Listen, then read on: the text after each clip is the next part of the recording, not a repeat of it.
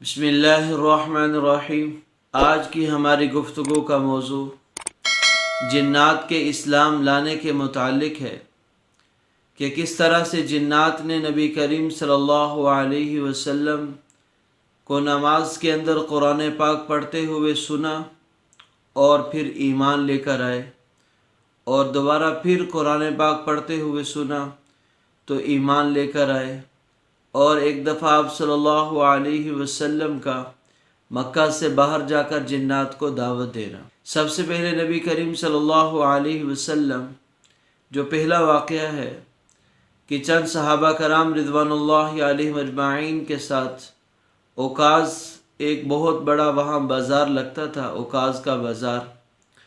تو وہاں پر نبی کریم صلی اللہ علیہ وسلم دعوت کی غرض سے چند صحابہ کرام کے ساتھ گئے کہ دور اطراف سے لوگ آئے ہوئے ہیں، انہیں دین کی دعوت دی جائے گی، اسلام کی طرف بلایا جائے گا۔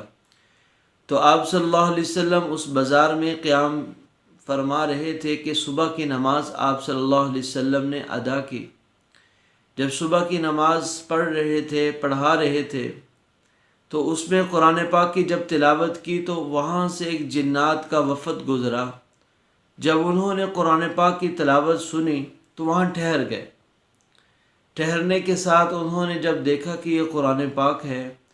اور اللہ رب العزت اس کے اندر کچھ باتوں کا ارشاد فرما رہے ہیں، کچھ باتوں سے روک رہے ہیں، توحید کا بیان تھا، تو وہیں پر دل ہی دل میں ایمان لے کر آئے اور اپنی قوم کو جا کر اسلام کی دعوت دینا شروع کر دی۔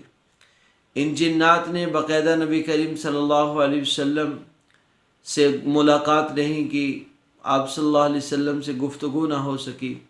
لیکن ایمان لے آئے اپنی طرف سے اور اپنے لوگوں کو یعنی جنات کو جا کر اسلام کی دعوت دینے لگے۔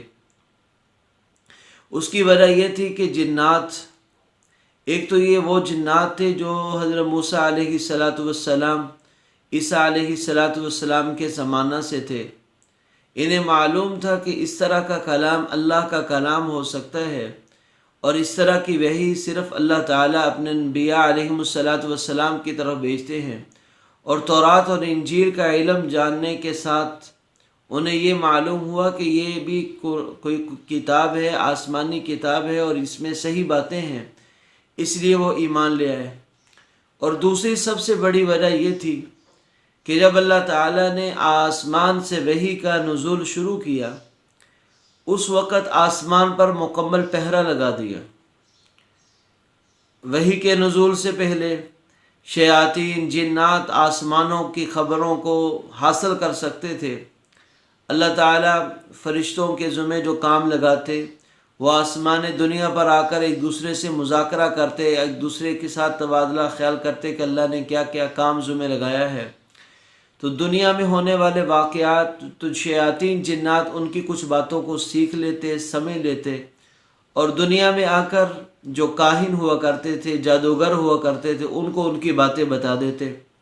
کئی سارے اضافوں کے ساتھ، جھوٹ کے ساتھ۔ تو اس طرح ان کا دکانداری چل رہی تھی۔ کاہن لوگوں سے پیسے لیتے، غیب کی باتیں معلوم کر کے ان کو بتاتے۔ لیکن جب نبی کریم صلی اللہ علیہ وسلم پر وحی شروع ہوئی اور آپ کو نبوت ملی تو اللہ تعالیٰ نے آسمان پر فرشتوں سے پہرا لگا دیا، اور آسمان پر شیاطین اور جنات کا جانا منع کر دیا گیا۔ جب بھی کوئی جن اور شیطان اوپر جانے کی کوشش کرتا تو فرشتوں کے پہرے کی وجہ سے جا نہ سکتے۔ اگر کسی طریقے سے جاتا اوپر تو اوپر سے انہیں شہاب، ستارہ ٹوٹ کر پڑتا، شعلہ آگ کا لگتا۔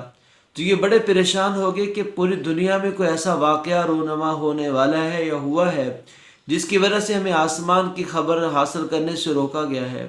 تو اسی جستجو میں جنات مشرق، مغرب، شمال، جنوب، پوری دنیا میں انہوں نے وفد بھیجے کہ کیا ماجرا، ایسا کیوں ہو رہا ہے۔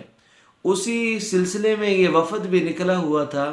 جب انہوں نے یہ کلام سنا تو قسمیں اٹھا کر کہنے لگے کہ یہ تو وہی کلام ہے جو ہمارے اور آسمان کی خبروں کے درمیان میں حائل ہے۔ چنانچہ وہ مسلمان ہوئے، اپنی قوم کے لوگوں کو جا کر اسلام کی دعوت دی۔ دوسری دفعہ نبی کریم صلی اللہ علیہ وسلم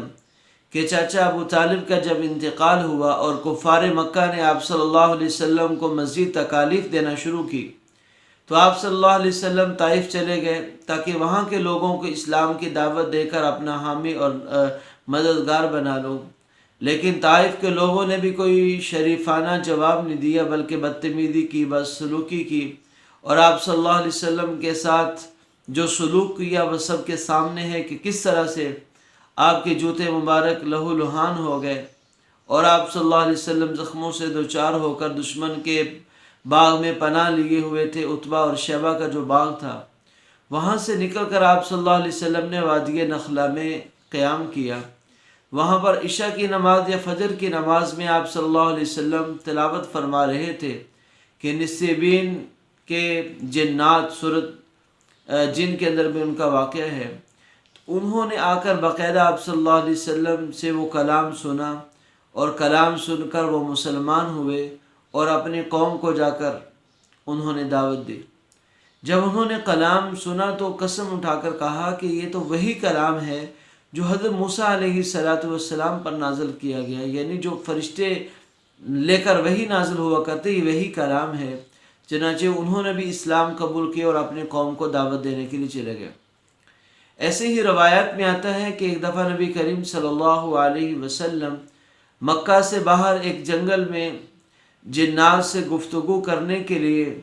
انہیں اسلام کی دعوت دینے کے لیے باہر کسی جنگل میں تشریف لے گئے تھے۔ ابن مسعود رضی اللہ تعالیٰ عنہ غالباً یہ صحابی ساتھ تھے جن کو نبی کریم صلی اللہ علیہ وسلم نے ایک دائرے میں بٹھا دیا تھا